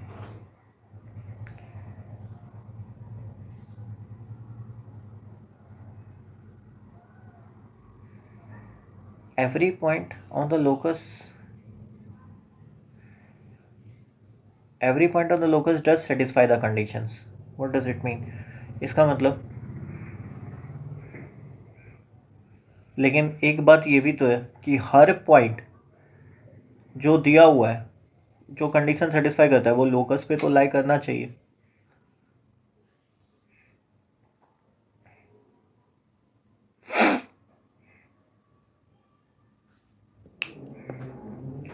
पर I will check this question again with the options. यहाँ पे मुझे सारे ऑप्शंस लग रहे हैं कि करेक्ट होने चाहिए, क्योंकि कोई भी लोकस फिगर बताने के लिए उसमें सारे पॉइंट्स प्रॉपर पॉइंट्स आने चाहिए और इम्प्रॉपर पॉइंट्स एक्सक्लूड होने चाहिए। ठीक है, इस क्राइटेरियन से हम ये कह सकते हैं कि every point on the locus satisfies the condition, सही बात है, और हर point not on the locus does not satisfy the condition, ये भी सही बात है। Every point not satisfying the condition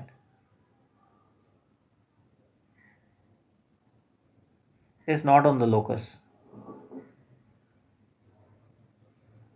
ठीक है, and every point on the locus does satisfy the condition, लेकिन इसमें तो इम्प्रॉपर पॉइंट एक्सक्लूड नहीं करा है।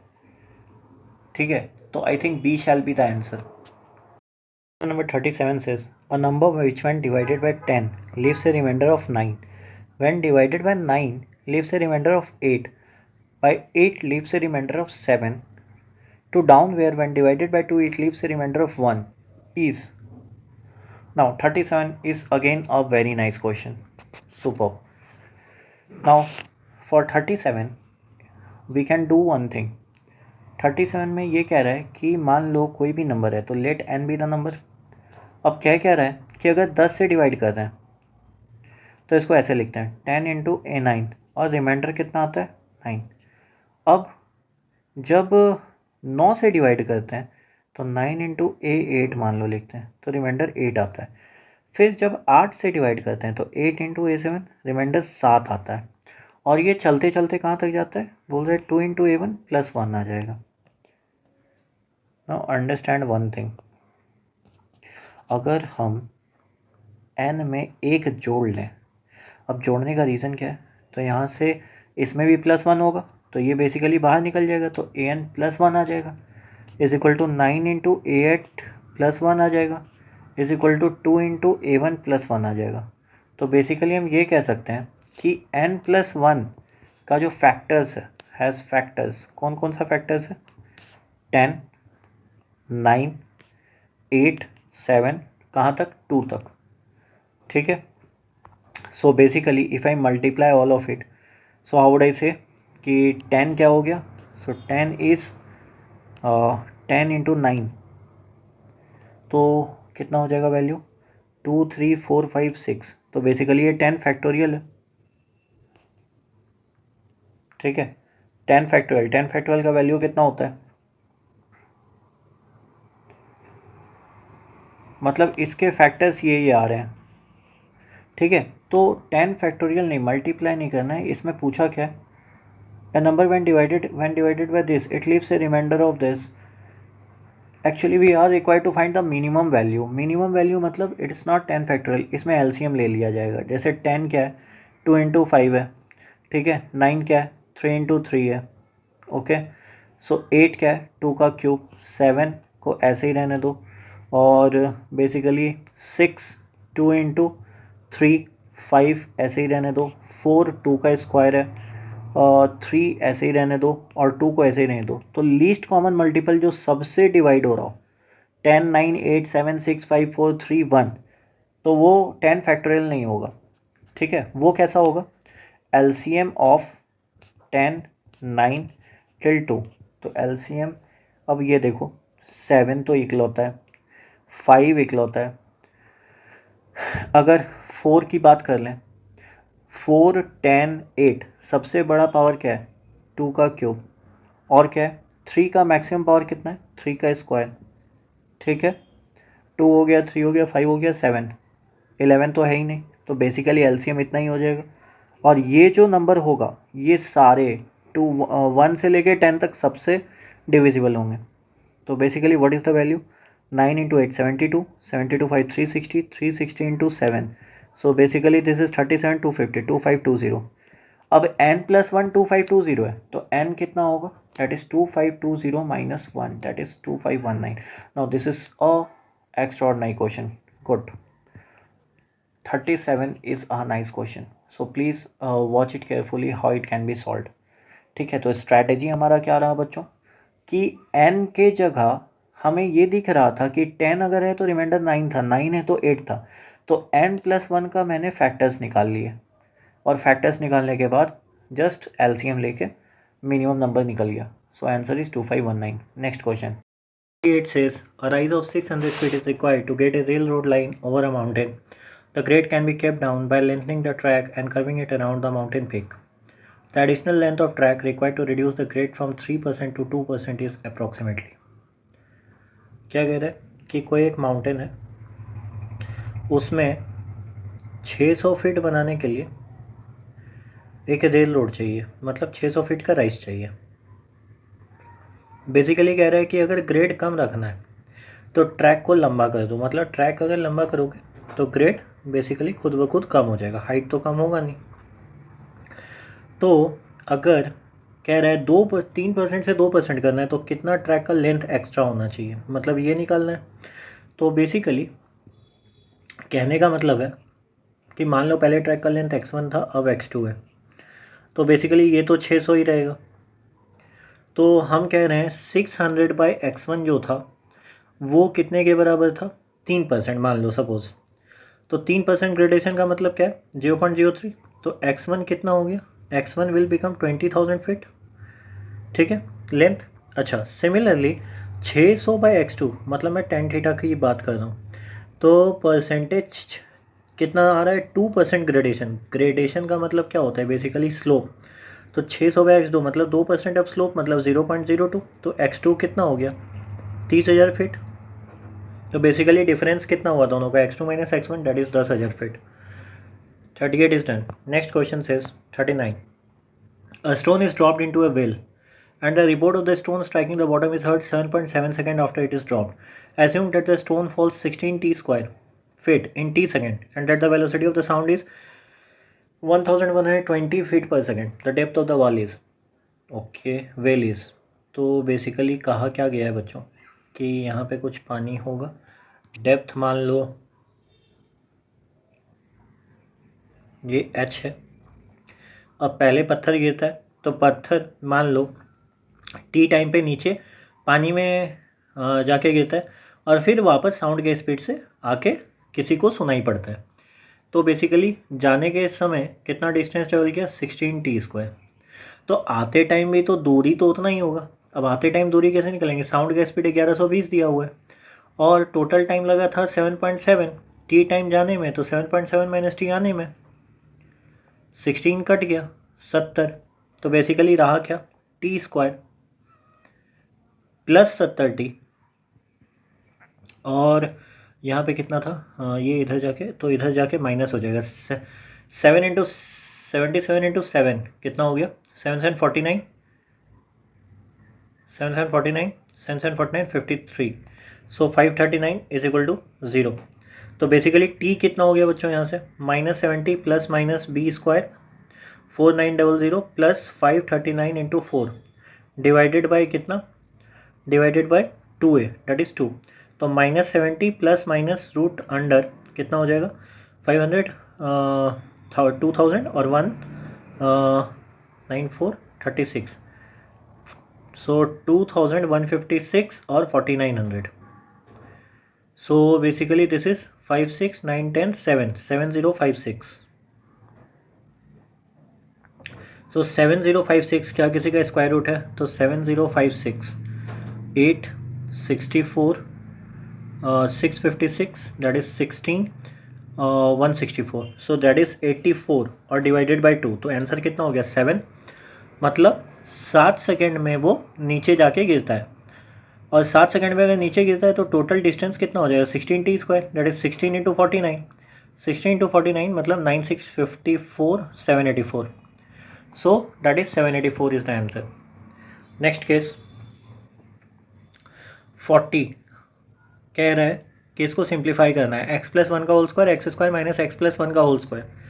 अब एक बात सोचो बच्चों यहाँ भी स्क्वायर है और यहाँ भी स्क्वायर है, क्या दोनों को हम एक साथ अगर मिला दें तो ये बेसिकली लिखा क्या गया है x+1 into x square minus x+1 ये क्या होता है x³ माइनस 1 का होल स्क्वायर और नीचे कितना बचा x³ प्लस 1 का होल स्क्वायर पर power square.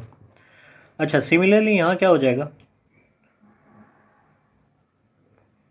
a³ plus 1 a³ plus b³ a plus B square minus ab plus B square और इधर क्या हो जाएगा a³ माइनस b³ और x³ माइनस 1 का होल स्क्वायर। ठीक है। सो बेसिकली इस दोनों को मल्टीप्लिकेशन करना है तो वैल्यू कितना हो जाएगा x³ और इधर कितना हो गया -1 का होल स्क्वायर तो ये तो कट के 1 आ गया ये भी कट के 1 आ गया 1 इंटू 1 क्या हो गया 1 तो answer is C. Next question 41 says क्या कह रहा है the formula expressing the relationship between X and Y in the table is given by. तो एक्स और वाई का एक रिलेशन है 2 3 4 5 6 0 2 6 12 20 मतलब पहले 2 फिर 4 का गैप बढ़ रहा है फिर 6 का फिर 8 का मतलब कुछ ऐसा बढ़ रहा है। ठीक है तो लीनियरली तो बढ़ नहीं रहा तो लीनियर को तो हटा ही देते हैं। ठीक है अब ऑप्शन में बचता है स्क्वायर और क्यूबिक। ठीक है सो बेसिकली बढ़ कैसे रहा है 2 4 6 8 मतलब एक क्वाड्रेटिक फंक्शन को यूज़ किया जा सकता है। क्यों क्योंकि इसके बाद तो डिफरेंस कांस्टेंट है ठीक है। जब सेकेंड डिफरेंस कांस्टेंट है तो एक क्वाड्रेटिक का सजेशन है, तो सी भी तो हटा ही दो। अब इसमें से चेक करना पड़ेगा कि विच वन इज़ ट्रू। तो बेसिकली लिखा क्या था, बी नंबर लिखा है y is equal to X square minus 3x plus 2। तो x को 0 रखे तो y कितना आ रहा है, दैट इज एक्स स्क्वायर, ये यही लिखा है ना बच्चों, x square minus 3x plus 2। या बोला जा रहा है x को 2 रखे, तो x को 2 रखेंगे तो 4 या 0 आ रहा है। x को 3 रखे तो 9 माइनस 9 प्लस 2 या 2 आ रहा है। x को 4 रखें तो 12 18 6 सही है। सो basically this is satisfying the condition. बाकी दोनों भी आप चेक करके एलिमिनेट कर सकते हो, ठीक है। Next question says 42। तो 42 क्या है, x is equal to root under 1 plus root under 1 plus root under 1 till infinity. अब देखो ऐसा क्वेश्चन जब भी रहता है बच्चों, तो मैं बस ये कह रहा हूँ कि ये इन्फिनिटी तक जा रहा है, तो बेसिकली अगर उसमें से एक रूट हटा दें तब भी तो वो इन्फिनिटी तक एक्सटेंड करेगा। तो इसका मतलब अगर x इक्वल टू ऐसे लिखा गया है 1 plus root under 1 plus root under 1 को हम फिर से x लिख सकते हैं, तो ये लिखा गया है। अगर ऐसा हो गया तो X square is equal to X plus 1 है, इसका मतलब X square minus X minus 1 equal to 0 है। तो यहाँ से x कितना आ गया, -1, मतलब 1 plus minus B square minus 4ac that is divided by 2। अब हमको चाहिए क्या, x तो पॉजिटिव है तो नेगेटिव वाला तो वैल्यू लेंगे नहीं, तो x कितना आ गया 1 प्लस रूट 5 बाई 2। ठीक है, 1 प्लस रूट 5 बाई 2 का मतलब क्या है, root 5 is 2.2, so that is 3.2। तो 3.2 डिवाइड बाई 2 1.6। तो x कहाँ से कहाँ ले कर रहे हैं, 1 से 2 के बीच में, ठीक है। 43 number says only one is incorrect. An inequality will remain true after each side is increased, decreased, multiplied or divided by the same positive quantity. True है। The arithmetic mean of two unequal positive quantities is greater than their geometric mean. AM is greater than equal to GM. अब equal to कब होता है, जब A और B equal हो जाए। मान लो दो नंबर का हम मान रहे हैं, लेकिन अगर ऐसे नॉर्मल है तो ग्रेटर ही होगा, ठीक है। If the sum of two positive quantities given the product is largest and equal, true है, ठीक है। और if a and b are positive and unequal, then half of a square plus b square is greater than half of a plus b का whole square if a and b are positive and unequal। ठीक है, अब इसमें ये देखा जाए, is greater than half of A plus B का whole square, इसका मतलब A square plus B square plus 2ab। ये ए और बी पॉजिटिव और अनइक्वल है,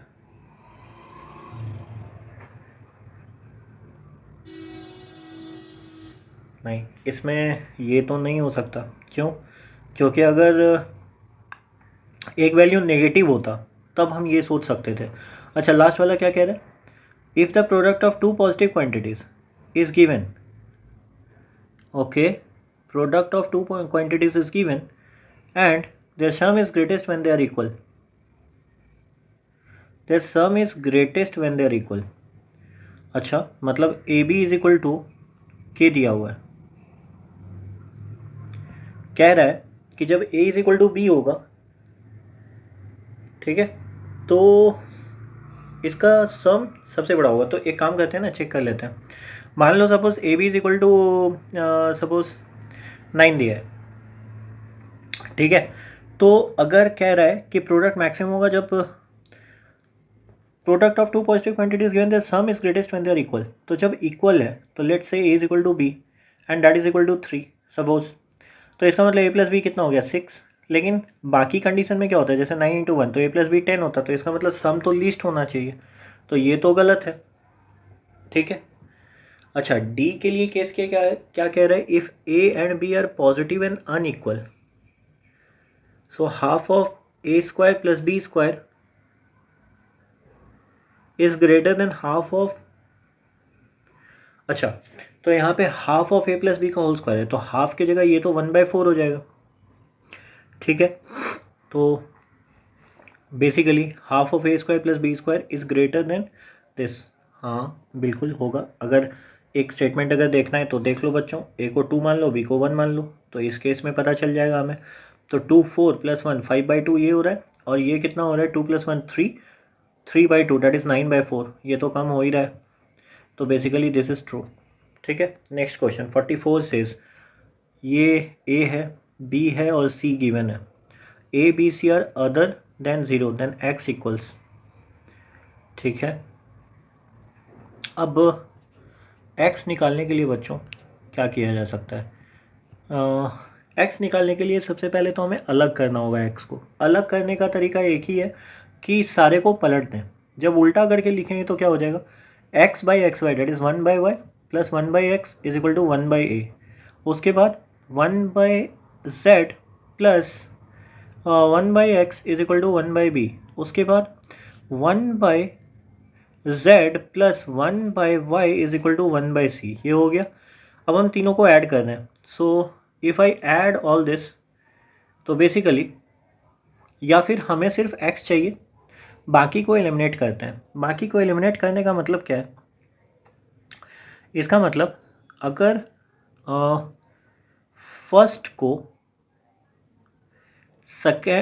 को थर्ड के साथ अगर माइनस करें तो क्या बच रहा है, 1/x minus 1/z is equal to 1/a minus 1/c, ये बच रहा है।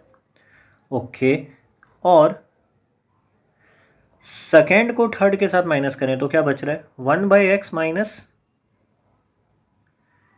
1/y। हाँ ठीक है, और 1/x minus 1/z is equal to 1/a minus 1/c हुआ, और यहाँ पे 1/x minus 1/y is equal to कितना हो रहा है, 1/b माइनस 1/c। या फिर ऐसा देख लेते हैं, सेकेंड वाला इक्वेशन तो हमको ये पता ही है ना कि ये 1/b है, तो बेसिकली ऐड ही कर लो, हो गया remove. 2/x equal to 1/a plus 1/b minus 1/c। So basically 2/x equal to ABC divided by a के जगह BC आएगा, b के जगह AC आएगा और c के जगह AB आएगा। तो basically x will be equal to 2ABC by BC plus AC minus AB। Done, AC plus BC minus AB, तो क्या हो जाएगा, AB माइनस में है, AB माइनस में है। Done. Next question says 45. If you are given log 8 and log 9, then the only logarithm that cannot be found without the use of tables. ठीक है, तो log 15 ये तो फाइंड किया जा सकता है। ठीक है, log 15 can be found out. क्यों, log 15 can be written as log, नहीं log 15 चाहिए ना, तो log 15 चाहने के लिए हम क्या कर सकते हैं, 8 और 9 के टर्म में लिख सकते हैं क्या। देखो log 8 का मतलब क्या है भाई, log 8 लिखा जा सकता है कैसे, log 8 का मतलब है 2 क्यूब, तो 3 log 2 आपको दिया हुआ है तो 0.9031, और यहाँ पे 2 log 3 भी दिया हुआ है तो 0.9542, तो बेसिकली log 0.4 लिखा जा सकता है क्या। अब ये देखते हैं, तो log 5, बेसिकली log 5 के लिए हम ऐसा कर सकते हैं, log 10/2 लिख सकते हैं।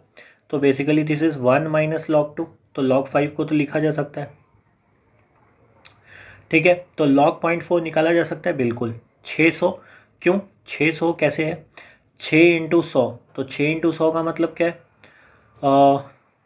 100 मतलब 25 × 4, और मतलब बेसिकली 25 × 4, तो 2 का क्यूब और कितना हो जाएगा, 3 का स्क्वायर इंटू 5, 8 72, हाँ नो 600 को कैसे लिखोगे, 6 × 100 लिखोगे, तो 25 × 4 लिखे और इधर 3 × 2 लिखे, तो बेसिकली 5 का स्क्वायर इंटू 2 का cube into 3।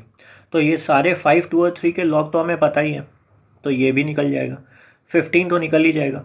log 5 minus log 4, log 5 तो हमें पता है, ये भी निकल जाएगा, 17 नहीं निकलेगा। ठीक है, और बेसिकली मैं स्ट्रेट फॉरवर्ड ये भी बोल सकता था 17 एक प्राइम नंबर है जो कि 5 और 4 के टर्म में स्प्लिट नहीं होगा, या 2 और 3 के, तो इसीलिए log 17 can not be found out. ठीक है, नेक्स्ट क्वेश्चन सेज बच्चों 46, AB is a fix diameter of a circle whose center is O. So 46 says AB एक फिक्स डायमीटर है सर्कल का जिसका सेंटर O है, तो from C any point on the circle a chord CD is drawn perpendicular to AB। ठीक है, C कोई भी एक रैंडम पॉइंट है जहाँ से एक परपेंडिकुलर ड्रॉ किया गया, किसके, AB के perpendicular. Then as C moves over a semicircle, ठीक है, the bisector of the angle OCD cuts the circle in a point. अच्छा, D मूव कर रहा है, ठीक है, OCD मतलब ये कह रहा है OCD कहीं पे कुछ होगा, इसको एक्सटेंड करते हैं, ठीक है, ये पॉइंट कहीं E होगा, इसका bisector how would it look like, यहाँ से इसका एंगल बाइसेक्टर बनाया।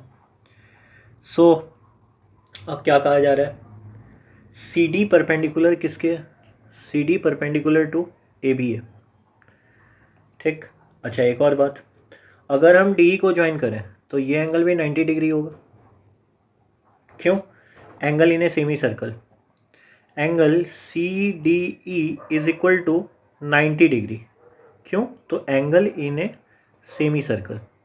अब angle in a semicircle तो आ गया बच्चों, तो हमको ये पता चल गया OCD का जो बाइसेक्टर है वो सपोज जाके यहाँ पे मिल रहा है P पे, ठीक है। अब इतना तो हम कह ही सकते हैं कि आर्क DP और आर्क PE इसका लेंथ तो इक्वल होगा ही होगा, ठीक है। अब C का कोई भी पोजीशन हो जाए, कोई भी पोजीशन, D हमेशा AB के पैरेलल रहेगा, D is always parallel to AB, ये तो ट्रू ही है, क्यों, हमेशा angle in a semicircle होगा। और अगर D पैरेलल टू AB है तो ये तो कहा जा सकता है कि AB का आर्क P बाइसेक्ट करेगा, P bisects arc AB, P bisects arc AB। तो बेसिकली क्या कह सकते हैं, cuts the circle in a point that always bisects the arc AB, so this will be the answer, A number, ठीक है। 47, if R and S are the roots of the equation, okay, then the value of 1 by R square plus S square, तो 1 by R square plus 1 by S square, पहले तो इसको लिख लेते हैं अच्छे से, R square plus S square by R square S square, ये है, that is equal to R plus S का whole square minus 2RS divided by R S का होल स्क्वायर। अब आर प्लस एस कितना दिया हुआ है, माइनस बी बाय, तो ये कितना हो जाएगा B square by A square, और product that is R S कितना है सी बाय ए, तो आर एस का whole square that is C square by A square, ये हो गया। नाउ अगर एलसीएम ले लें तो कितना हो जाएगा B square minus A C divided by C square, that is the answer, B square minus A C, अच्छा 2 है तो 2c रहेगा तो 2ac हो गया by C square, done, that is the answer, B square minus 2ac by C square, B square minus 2ac by C square is the answer, ठीक है। Number 48 says the area of A square inscribed in a semicircle is to the area of the square inscribed in the entire circle as, okay, मतलब area का ratio पूछा गया है कि एक circle है उसके अंदर अगर पूरा का पूरा स्क्वायर बना दो और एक सेमी सर्कल है उसके अंदर अगर एक स्क्वायर बनाए, तो सबसे पहले हमें ये बताओ बच्चों कि जो पूरा स्क्वायर बनाया, मान लेते हैं पूरे इंस्क्राइब सर्कल में जो स्क्वायर बना है उसका एरिया कितना होगा। अगर रेडियस ए है तो बेसिकली कितना हो जाएगा डायमीटर 2a, तो होता क्या ये हम लोग पढ़े डायगोनल के स्क्वायर का divide by 2, so 4a square divide by 2, तो ये कितना हो गया दिस इज 2a स्क्वायर, तो बेसिकली एरिया बड़े वाले स्क्वायर का कितना हो गया inscribed in the entire circle is 2a square, this is done. अच्छा अब स्मॉलेस्ट स्क्वायर का कैसे निकलेगा, तो स्मॉलेस्ट स्क्वायर जो सेमी सर्कल में है how do we find out, तो कुछ ऐसा होगा। अब ये निकालने के लिए हम लोग क्या करेंगे, तो बेसिकली हमें पता है टोटल डायमीटर कितना है 2a, और since it is a square so basically हम ये कह सकते हैं कि इसका जो लेंथ होगा वो कितना होगा, व्हाट इज़ द लेंथ। तो लेंथ निकालने के लिए क्या करें, लेंथ कैसे निकलेगा, स्मॉलर स्क्वायर का अगर मतलब साइड अगर निकल गया तो basically we will be able to find out. तो एक काम ऐसा किया जा सकता है कि हमें ये पता है कि अगर ये x है तो ये भी x है, ठीक है, और हमें ये पता है कि ये a है। सो बेसिकली इसका मतलब 2x² will be equal to a²। So x² is equal to a²/2 आ रहा है, ठीक है। और हमें चाहिए, अच्छा यहाँ पे एक चीज़, ये x है तो ये x/2 होगा। So basically let me redraw. क्या कह रहा हूँ मैं, एक सेमी सर्कल है, सेमी सर्कल के अंदर एक स्क्वायर डाला गया है और सेम सेमी सर्कल है, तो बेसिकली इसका रेडियस कितना था a। मैं कह रहा हूँ ये x है, तो ये वाला जो होगा वो तो 2x होगा। क्यों? क्योंकि स्क्वायर है तो लेंथ ऑफ साइड तो इक्वल होता है। तो अब हम ये कह सकते हैं कि x² + 4x² ये तो रेडियस के बराबर होगा, that is equal to a²। तो बेसिकली x² कितना हुआ, a²/5। हमें यही तो चाहिए, क्या चाहिए हमें कि एरिया ऑफ स्क्वायर कितना होगा, 4x², छोटे वाले का। तो 4x² का मतलब 4a²/5। तो रेशियो कितना हो जाएगा, छोटे वाले का कितना है, स्क्राइब नहीं है सेमी सर्कल, 4a²/5, और बड़े वाले का वैल्यू कितना है, दैट इज़ 2a²। तो बेसिकली 2 गेट्स कैंसल्ड, तो आंसर इज 2:5। तो रेशियो कितना हो जाएगा, 2:5। Next question says the median of a right triangle which are drawn from the vertices of acute angle. The medians of a right triangle, ठीक है, right triangle है कोई भी, और कहा क्या है, कोई राइट ट्रायंगल ABC है मान लो। उसने कहा the medians of a right triangle which are drawn from the vertices of the acute angles, ठीक है। एक्यूट एंगल एक ये है और दूसरा एक्यूट एंगल ये है। इसके लेंथ कितने दिए हुए हैं, 5, और इसका कितना दे रखा है, √40, ठीक है। The value of the hypotenuse is, मतलब वो मांग रहा है कि हाइपोटेनियस कितना होगा, मतलब let this be B, this be A and this be C। They are asking B is equal to what. So how do we find out. अब चूंकि मीडियन बनाया गया है तो मीडियन में हम ये कह सकते हैं, पहला इक्वेशन कि C², मीडियन क्या करता है, साइड को बाइसेक्ट करता है, तो ये a/2 होगा। तो C² + a²/4 ये कितना दिया हुआ है बच्चों, 25। सेकेंड वाला क्वेश्चन क्या है कि a², कौन सा, ये देख रहा हूँ पूरा, a² + C²/4 ये वैल्यू कितना दे रखा है, 40, ठीक है। अब यहाँ से क्या हमें ये पता चल सकता है कि a² कितना होगा। So basically how do we find कि a² का वैल्यू कितना आ रहा है और b² का वैल्यू कितना आ रहा है, क्योंकि c जो b² होगा वही तो c² + a² होगा, ठीक है। So easy, it can be done easily. कैसे, तो 4c² + a² कितना है, 100, कहाँ से आया, इधर क्रॉस मल्टीप्लाई करके। 4a² + c² कितना है, 160, दोनों को ऐड कर लो, कितना हो गया, 5a² + c², ये कितना हो गया, 360। तो a² + c² कितना हो गया, 72, और यही तो हमें चाहिए था, 72। So basically what they are asking, value of the hypotenuse, तो c is equal to √72। so what is √72, 5 से कट रहा है, तो 4a², अच्छा ये 100 था और ये 40 था, तो 4a² + c² कितना हुआ था, ओह ये 360 नहीं, ये 260 होगा। तो बेसिकली 5 से ये 52 हो गया, तो डैट इज़ 52। तो c कितना हो गया, √52। √52 का वैल्यू कितना होगा, 2√30। सो answer is 2√30। Question number 50 says, 50 क्या कह रहा है बच्चों, Tom, Dick and Harry started out on A 100-mile journey, ठीक है। Tom and Harry went by automobile at the rate of 25 miles per hour while Dick walked, okay, at the rate of 5 miles per hour. After a certain distance, Harry got off and walked on at 5 miles per hour while Tom went back for Dick and got him to a destination at the same time that Harry arrived. The number of hours required for the trip was. So how do we do it?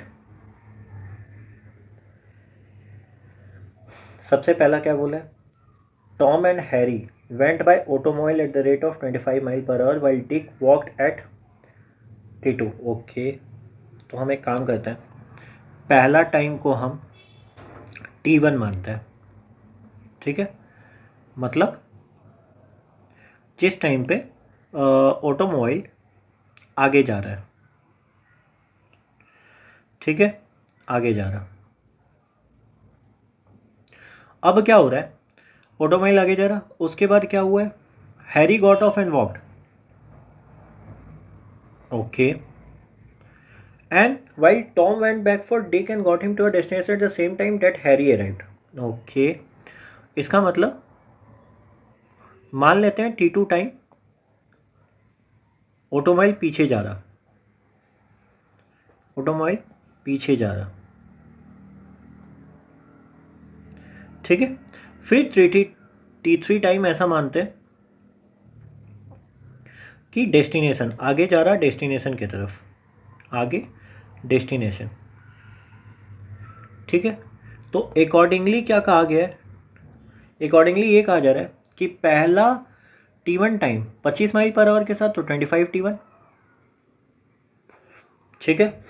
फिर वापस गया, तो वापस जाते time कितना, 25 T2, फिर आया वापस 25 T3, टोटल कितना दिया हुआ है, 100। ये कार के लिए, ठीक है। कार मतलब जो भी ऑटोमोबाइल दिया हुआ है।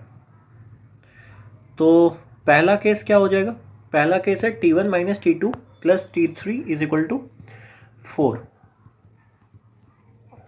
अब क्या हुआ है, डिक वॉक कर रहा था, तो डिक के लिए अगर देखा जाए तो पहला टाइम वॉक कर रहा है कितना के स्पीड से, T1 टाइम तक 5 T1 के स्पीड से। फिर जब तक वो वापस आ रहा था तब तक भी वॉक कर रहा है ये 5 T2 के स्पीड से, और फिर फॉरवर्ड गया है 25 T3 के स्पीड से, डैट इज़ 100।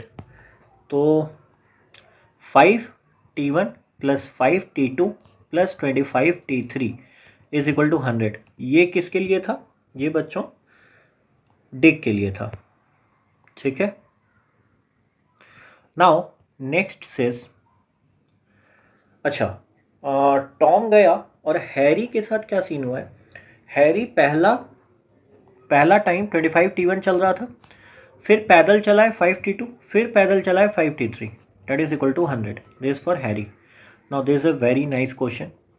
यहाँ पे सेग्रीगेशन कैसे करना है, तो टाइम लेके, this is very important PBI, please understand the question well. अब तुम्हारे पास 3 इक्वेशन है, 3 अननोन है, how would you find the answer. So T1 minus T2 plus T3 4 हो गया पहला case, T1 plus T2 plus 5 T3 हो गया 20, उसके बाद 5 T1 plus T2 plus T3 हो गया 20। सो this is the case second and third, ठीक है। अगर हम ऐड कर लें तो बेसिकली 7 T1 नहीं, पहला बार ऐसा करता है कि इफ़ आई सब्ट्रैक्ट, किसको किसको सब्ट्रैक्ट करें, हम ये कह सकते हैं कि हमको पता है T1 माइनस T2 सारे को T3 के टर्म में ले आते हैं, तो T1 माइनस T2 क्या है, 4 माइनस T3, और T1 प्लस T2 क्या है, दैट इज़ 20 माइनस 5 T3, ठीक है। दोनों को ऐड करें तो T1 निकल जाएगा कितना, 24 minus 6 T3 divide by 2, so T1 becomes 12 minus 3 T3, ठीक है। अब T1 निकल गया तो T2 कितना होगा, so T2 will be T1 minus 4 plus T3, so basically is equal to T2। पहले इक्वेशन को डाल रहा हूँ, तो यहाँ से कितना हो गया, 12 minus 4 that is 8, minus 3T plus 2 तो minus 2 T3 that is equal to T2, ठीक।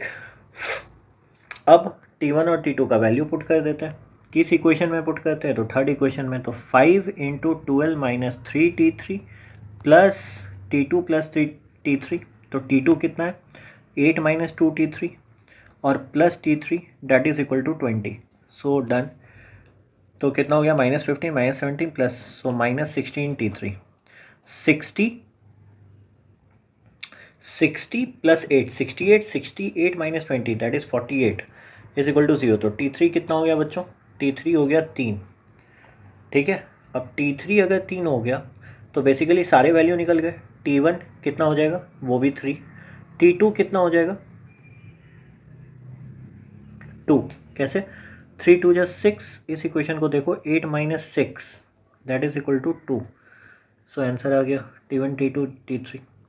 तो टोटल नंबर ऑफ आवर्स कितने चले थे, T1 plus T2 plus T3 that is equal to 8। So 8 is the answer. तो बेसिकली कहा क्या गया, total number of hours required for the trip that is 8। And hence again the part 2 of round 0 is complete. Thank you.